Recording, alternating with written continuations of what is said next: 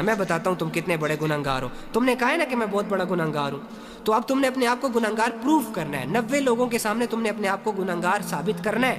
اب میری بات سنو, احد نے آپ لوگوں کے سامنے کہا ہے کہ میں بہت بڑا گنہگار ہوں. اب یہی احد اپنے آپ کو کہنے والا ہے کہ میں اللہ کا دوست ہوں 2 منٹ کے اندر. احد میری بات کا آنسر کرنا, جو پوچھوں سیدھا سیدھا بتانا. فرعون کو جانتے ہو؟ اس نے خدائی دعویٰ کیا تھا, لوگوں پہ ظلم کیا تھا, اللہ کا انکار کیا تھا, بڑے جرم کیے تھے.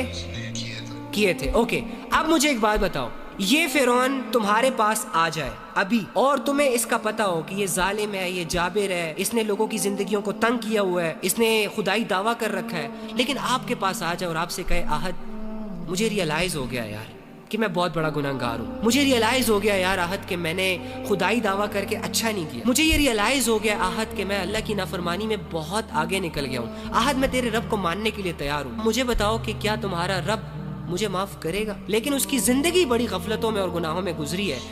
جب وہ تم سے یہ کویسچن کرے گا کہ کیا تمہارا رب مجھے معاف کرے گا, تو تم اس فرعون کو کیا کہو گے؟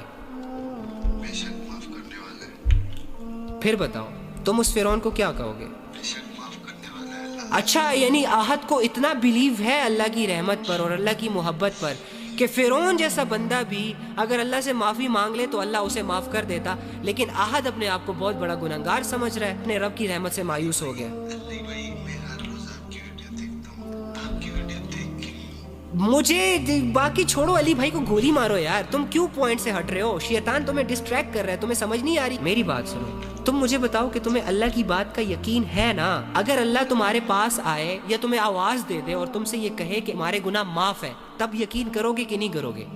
لیکن یہ تو پاسبل نہیں ہے نا کہ اللہ تمہیں آواز دے کر کہے, آواز دے کر سیٹسفائیڈ کرے کہ میں نے تیرے گناہ معاف کر دیے. تمہارے پاس ایک ہی ذریعہ ہے, قرآن. تو قرآن میں اللہ نے کہا ہے کہ اگر تم توبہ کرنے میں سچے ہو تو تمہارے گناہ صرف معاف نہیں کروں گا بلکہ ان گناہوں کو نیکیوں میں تبدیل کروں گا.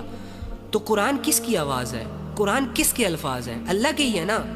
تو پھر میں ڈپریشن میں کیوں ہوں بھائی؟ تو پھر میرا اللہ سے تعلق اتنا کمزور کیوں ہے؟ مجھے اللہ کی باتوں پر یقین کیوں نہیں آ رہا؟ بس یہ رونا دھونا چھوڑو, اللہ تم سے راضی ہے میری جان, اللہ تم سے راضی ہے. اللہ کو تم موقع پرووائڈ نہیں کر سکتے کہ وہ تم سے ناراض ہو جائے, وہ بے نیاز ہے. تم اللہ کو نقصان نہیں پہنچا سکتے نا اللہ کا نقصان کر سکتے ہو. سو واٹس دا ریزن کہ اللہ تم سے ناراض ہو جائے؟ ریزن کیا ہے بھائی؟ ایک ایسے بندے سے اللہ کیسے ناراض ہو سکتا ہے جسے یہ غم لگا ہو کہ اللہ مجھ سے ناراض ہے, جسے یہ فکر رہتی ہو کہ یار مجھے اللہ کو راضی کرنا چاہیے, میں اللہ کے معاملے میں ٹھیک نہیں ہوں. ارے یہی تو تقوی کی نشانی ہوتی ہے. بڑے بڑے لوگ ہوتے ہیں جن کو اپنے گناہ ساری عمر ریئلائز نہیں ہو رہے ہوتے, تم ریئلائز کر رہے ہو ڈوڈ. یہ سائن ہے کہ اللہ تم سے راضی ہے, تمہارے دل میں اللہ کو لے کر جذبے ہیں.